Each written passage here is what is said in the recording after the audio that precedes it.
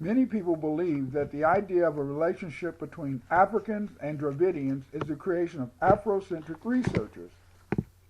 This is false. It was Dravidian speakers themselves who discovered that anthropological, linguistic, and archaeological evidence support a genetic relationship between Africans and Dravidians. These people refused to believe that Dravidians could see a relationship between themselves and Africans because Dravidians have straight hair. Yet we must remember that many Dravidian speakers are much darker than Afro-Americans and Africans.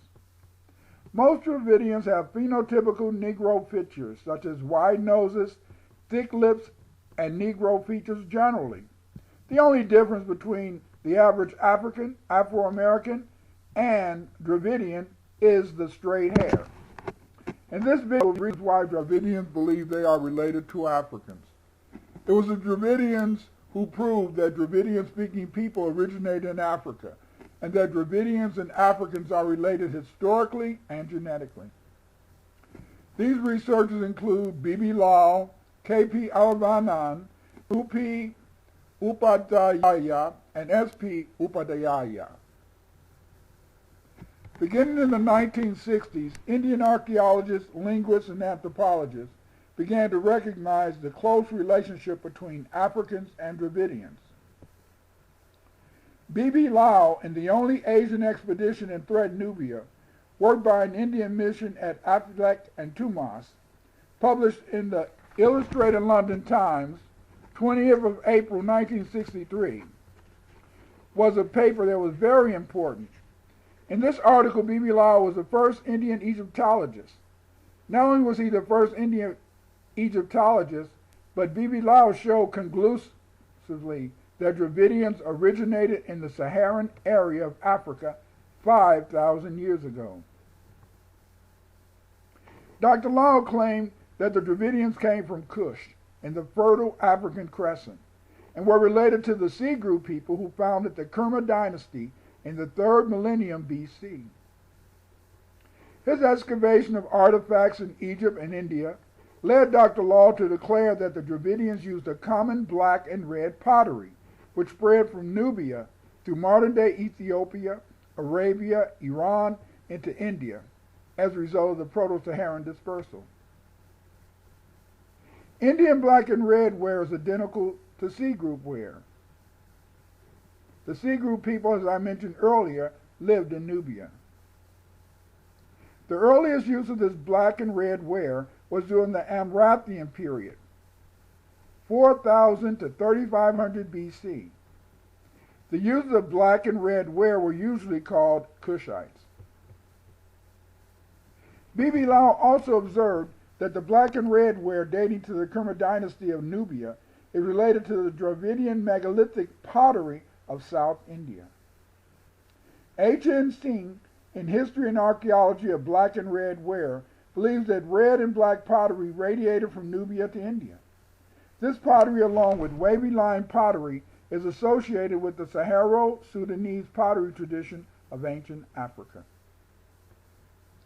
After B.B. Lal, a major Dravidian researcher who has illuminated the African-Dravidian connection is Dr. Aravanan.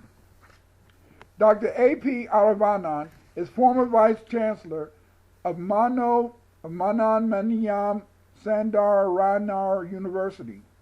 He wrote many works and articles on the relationship between Africans and Dravidians. Dr. Aravanan has written extensively on the African and Dravidian relations. He has illustrated that Dravidians share many physical similarities, including the dolichocephalic indexes and also nasal indexes, along with blood type.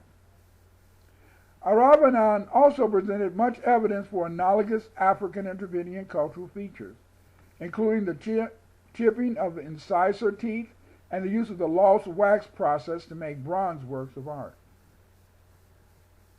There is physical evidence which suggests an African origin for the Dravidians. The Dravidians live in South India. The Dravidian ethnic group includes the Tamil, the Kuruk, the Malayalam, the Kannada or Kannaris, Tulu, and etc. Some research is due to the genetic relationship between the Dravidian and Niger-Congo speaking groups, called the Dravidian Indians the Sundroid, or Indo-African race. Dravidian languages are predominantly spoken in southern India and Sri Lanka. There are around 125 million Dravidian speakers. The Dravidian languages are genetically related to African languages. In fact, the Dravidians are remnants of the ancient black population who occupied most of ancient Asia and Europe. There has been a long development in the recognition of the linguistic unity of African and Dravidian languages. The first scholar to document the fact was the French linguist L. Hamburger. Professor Hamburger, who is best known for her research into African languages, was convinced that the Dravidian languages explained the morphology of the Senegalese group of languages, particularly the Serere, the Fulani, and Wolof group. She was also convinced that kinship existed between Kananda and Bantu languages, and the Telugu and the Mandi group. Dr. L. Hamburger is credited with the discovery for the first time of phonetic, morphological, and lexical parallels between Bantu and Dravidians. The Upadhyayas wrote numerous articles on the linguistic genetic relationship between African and Dravidian languages. The Upadhyaya have firmly established the linguistic unity of the Dravidian and Sinhalese languages. They present grammatical, morphological, phonetic, and lexical parallels to prove their point. In the Dravidian and Sinhalese languages, there's a tendency for the appearance of open syllables and the avoidance of non-identical consonant clusters. Accent is usually found on the initial syllable of a word in both Dravidian and Senegalese. Upadhyaya has recognized that there are many medial geminated consonants in Dravidian and Senegalese. Due to their preference for open syllables, final consonants are rare in these languages. Dravidians have a unique culture, but it is analogous to many cultures presently found in Africa. For example, there are similarities between the Dravidian and African religions. Both groups held in common worship of a serpent, and they all believed in a supreme God who lived in a place of peace and tranquility. There are also affinities between the names of many gods of the Dravidians and Africans. For example, the god Amun or Ammon that was made popular among the Egyptians was also a god worshipped by Dravidians.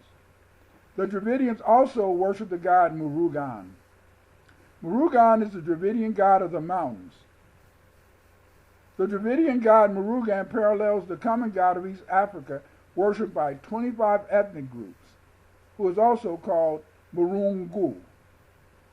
And this Murungu also resides in the mountains. Above, we provided linguistic examples from many different African supersets of families, including the Mandi and Niger-Congo groups, to prove the analogy between Dravidian and Black African languages.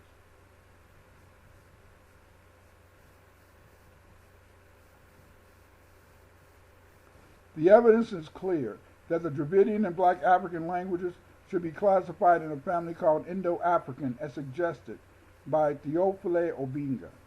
This data further supports the archaeological evidence accumulated by Dr. Bibi Lau, which proves that the Dravidians originated in the fertile African crescent.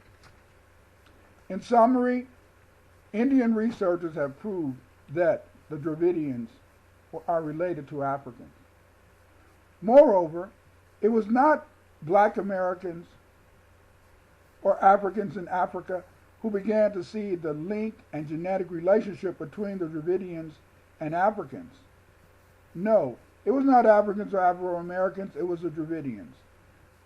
The Dravidian perspective is that they are of African origin, and they have done the research to prove this point.